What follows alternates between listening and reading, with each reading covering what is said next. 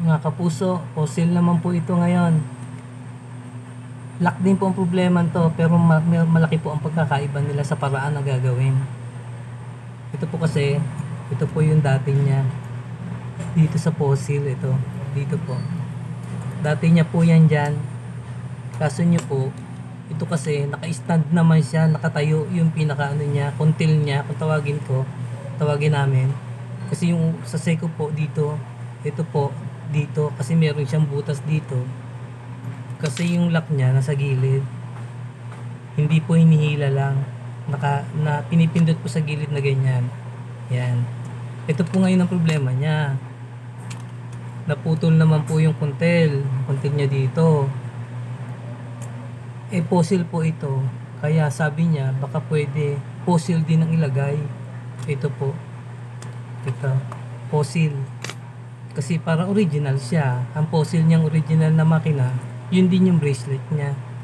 Ngayon po, yung mga lagi ko pong paalala, ito ibang grupo naman po ito. Ito po yung mga grupo niya. Yung mga pinipindot po sa gilid na ganyan. Mga pinipindot na gilid. Ito po yon. Nakakuha po ako. Kaya lang medyo makitid. Ito. Pero, ang malaking maganda po sa atin dito, pagkakakitaan talaga natin siya, may lalak siya. Yun. Pero para matanggal po yan, hindi po hinihila dito, pinipindot po sa gilid. Yun.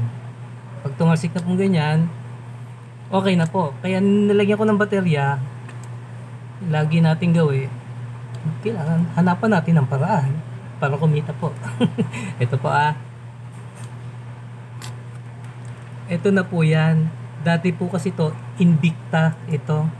Sa Invicta ko po nakuha ito. Yung mga nakatabi po natin dyan.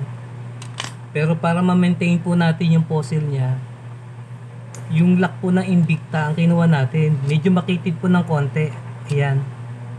Pero magagamit siya. Hindi na makikita sa likod. Sa harap niya. Sa likod niya. Hindi na makikita kasi fossil po yung na pangalan niya, tatak niya, fossil din yung lock niya. Ito po para po may kapit natin yan. Ito po naman, ito po nasabi ko na po sa inyo, pero gusto kong paalala din sa inyo kasi maliit nga po itong nakuha natin, di ba? Ito po maliit. Babawasan lang po natin dito. Alam niyo naman po ang di ba? Yung paraan natin. Kikil lang po saka yung long nose, tapos iipitin lang to ng typewriting na maliit para wag magasgasan din naman ito. Pag naikabit na po yan doon, kabit na po siya. Kaya pagka nandyan na po siya, pwede na siyang ilock. Yan. Yan.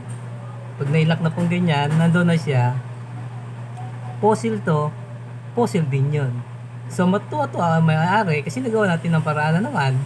Di po ba? Yan po ipunin niyo po yung mga natututunan niyo sa akin. Sharing ko po talaga sa inyo yan. Gusto ko makatulong din sa buong pamilya niyo. Yan po. Yan. Nandun na po siya. Nilagyan ko na po siya ng baterya alam niyo naman paano tunan natin. Gawa natin ng paraan yung mga problema sa bracelet bago natin lagyan ng baterya. Papayag sila. Yan po Thank you po. God bless po.